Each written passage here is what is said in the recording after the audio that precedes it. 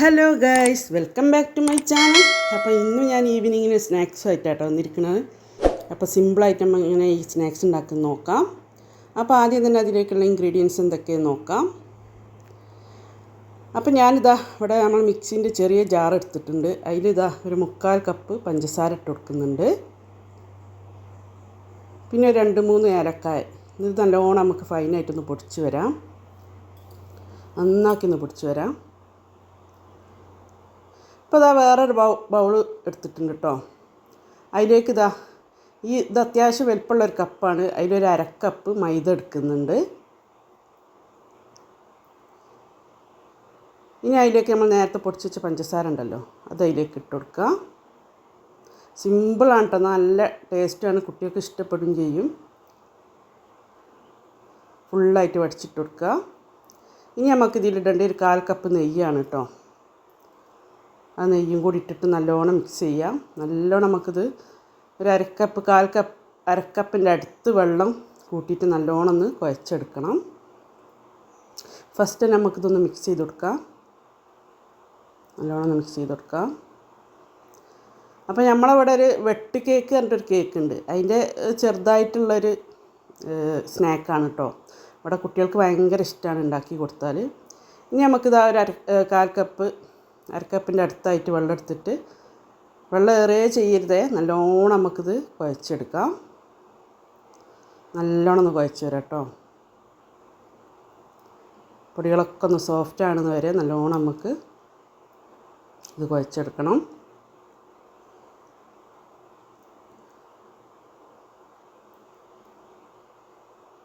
നല്ലോണം ഒന്ന് മിക്സ് ചെയ്തിട്ട് പഞ്ചസാരയും നെയ്യൊക്കെ ഒന്ന് മിക്സ് ആവണം മൈദയിൽ. അപ്പോൾ അതാ കുഴച്ചെടുത്തിട്ടോ. ഞാനൊരു 4-5 സെക്കൻഡ്, ഒരു 5-6 സെക്കൻഡോളം ഞാൻ നല്ലോണം കുഴച്ചെടുത്തു. ഇനി ഇതൊരു 1 മണിക്കൂർ നമുക്ക് റെസ്റ്റ് ചെയ്യാൻ വെക്കാം. അതിന് ശേഷം കാണാം കേട്ടോ.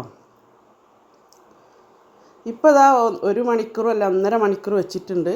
നല്ല സോഫ്റ്റ് ആയിട്ടുണ്ട് മാവ്. ഇനി നമ്മൾ അടുത്ത് ചെയ്യേണ്ടത്, ഞാനിതാ ഇതേമാതിരി ഒരു ചപ്പാത്തി പലക എടുക്കുന്നുണ്ട്. അതിൽ കുറച്ച് മൈദ ഗ്രീസ് ചെയ്ത് വെച്ചത് കേട്ടോ. ഇനി നമ്മൾ നേരത്തെ എടുത്ത മൈദേൻ്റെ കൂട്ടുണ്ടല്ലോ, അതെടുക്കുക.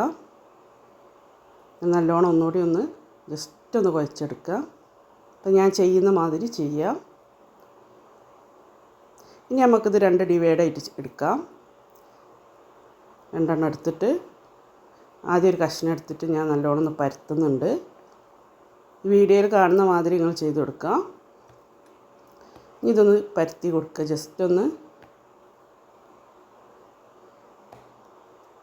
നല്ലോണം 2 ഭാഗവും തിരിച്ചും മറിച്ചിട്ടിട്ടൊന്ന് ഇങ്ങനെ ചെയ്ത് കൊടുക്കുക. പറ്റ കട്ടി കുറയണമെന്നില്ല കേട്ടോ, അത്ര മതിട്ടെ. ഈ രീതിയിലാട്ടോ നമുക്ക് വേണ്ടത്.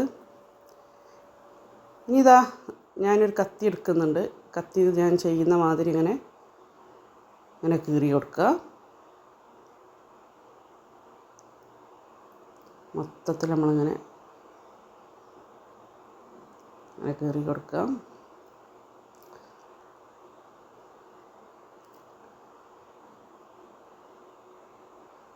അപ്പം ഞാൻ എന്നും പറയുന്ന മാതിരി തന്നെ എൻ്റെ വീഡിയോ ആരെങ്കിലും സബ്സ്ക്രൈബ് ചെയ്യാതെ കാണുന്ന കൂട്ടരുണ്ടെങ്കിൽ പ്ലീസ് സബ്സ്ക്രൈബ് ചെയ്യുക, ലൈക്ക് ചെയ്യുക, ഷെയർ ചെയ്യുക, കമൻറ്റും ചെയ്യുക. നിങ്ങളുടെ അഭിപ്രായങ്ങളൊക്കെ ഇതിൽ രേഖപ്പെടുത്തണം.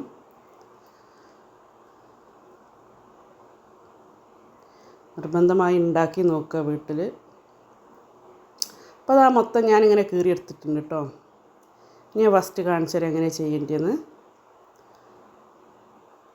ഇപ്പോൾ ഒരു പീസ് എടുത്തിട്ട് ഞാനിതാ ഇങ്ങനെ കട്ട് ചെയ്യുന്നുണ്ട്. ഇതേമാതിരി കട്ട് ചെയ്യുന്നുണ്ട് കേട്ടോ. കുറച്ചൊരു കട്ടിയിൽ ചെറുതാക്കി ഇങ്ങനെ കട്ട് ചെയ്ത് കൊടുക്കുക.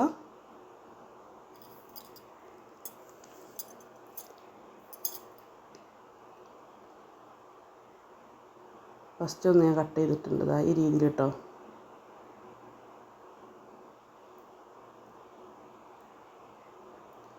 ഈ രീതിയിലാണ് കട്ട് ചെയ്യുന്നത്. ഇനി മൊത്തം ഞാനിതിങ്ങനെ കട്ട് ചെയ്ത് കാണിച്ചു തരാം കേട്ടോ. ഇതേമാതിരി ഞാൻ ചെയ്ത മാതിരി മൊത്തം കട്ട് ചെയ്ത് കാണിച്ചു തരാം. ഇപ്പോൾ ഇതാ 2 ഞാനങ്ങനെ ചെയ്തു. ഡിവൈഡ് ചെയ്ത് വെച്ച് മാവ് രണ്ടും എടുത്ത് അങ്ങനെ എല്ലാം ചെയ്താട്ടോ. ഇനി നമുക്കിത് ഫ്രൈ ചെയ്തെടുക്കണം. അതിന് വേണ്ടിയിട്ട് ഇതാ ഞാനൊരു പാൻ അടുപ്പത്ത് വെച്ചു. അതിലേക്ക് സൺഫ്ലവർ ഓയിലാട്ടോ ഒഴിച്ചെടുത്ത്. അത് കുറച്ച് ഒഴിച്ചെടുത്തു. ഇനി ചൂടാവട്ടെ.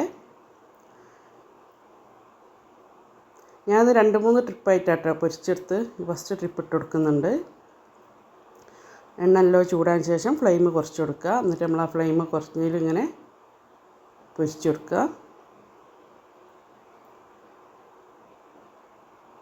ഞാൻ ഓരോന്നോരോന്ന് പെറുക്കിയിടാണ് കേട്ടോ. കൂട്ടത്തോടെ ഇട്ടാൽ ഒട്ടുമെന്ന് വിചാരിച്ചിട്ട് ഓരോന്നോരോന്ന് പെറുക്കിയിടാണ്.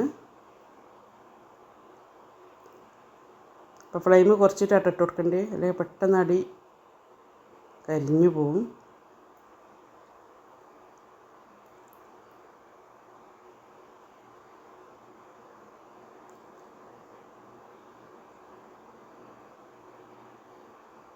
ആദ്യം കുറച്ചിട്ട് കൊടുക്കുന്നുണ്ട്.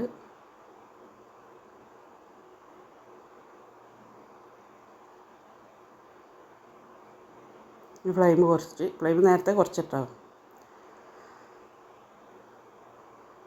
ഓരോന്നോരോന്നിട്ടിട്ടാണ് സമയം. ഞാൻ 3-4 ട്രിപ്പായിട്ട് പൊരിച്ചെടുത്തത് കേട്ടോ. നല്ലൊരു ടേസ്റ്റ് ആട്ടോ. അത് ചൂട് കൊടുക്കാൻ വേണ്ടി ഈവനിങ്ങിൽ കുട്ടികൾക്കും ഞമ്മക്കൊക്കെ കഴിക്കാൻ പറ്റും നല്ലൊരു സ്നാക്സാണ്. നിങ്ങൾക്ക് വേണമെങ്കിൽ ഇനി ഇത് കുറച്ചുകൂടി വലുതാക്കി പൊരിച്ചെടുക്കുകയും ചെയ്യാം. ഇനി നമുക്ക് പൊരിച്ചെടുക്കാം. അപ്പോൾ ഞാൻ ഫസ്റ്റ് ട്രിപ്പ് എടുത്തിട്ടുണ്ട് കേട്ടോ. ഇനി ഇതൊന്ന് ഇതാവട്ടെ, 2 ഭാഗം ഒന്ന് വേവട്ടെ. 2 ഭാഗം മറിച്ചും തിരിച്ചും നമുക്കിത് വേവിച്ചെടുക്കാം. മറിയാത്തൊക്കെ ഇങ്ങനെ മറിച്ചിട്ട് കൊടുക്കുക.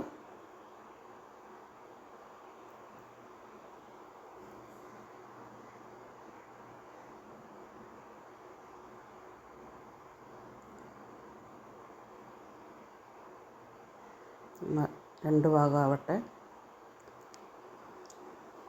അപ്പോൾ അതാ 2 ഭാഗം ഞാൻ മറിച്ച് തിരിച്ചെടുത്ത് വെന്തിട്ടുണ്ട് കേട്ടോ. ഇനി ഫസ്റ്റ് ട്രിപ്പ് നമുക്ക് കോരിയെടുക്കാം.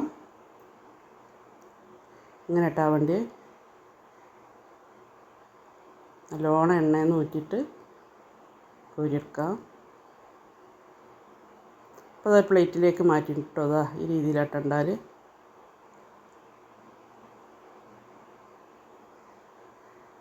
ഫസ്റ്റ് ട്രിപ്പൊക്കെ കോരിയെടുത്തു. അങ്ങനെ ഇതാ ബാക്കിയുള്ളതൊക്കെ നമുക്ക് ഇതേമാതിരി ഫുള്ള് കാണിച്ചിട്ടുണ്ടെങ്കിൽ വീഡിയോ ഭയങ്കര ലെങ്ത്തായി പോവും. അതുകൊണ്ട് ബാക്കിയുള്ളതൊക്കെ നമുക്ക് ഇങ്ങനെ ഇതേമാതിരി പൊരിച്ച് കോരിയെടുക്കാം.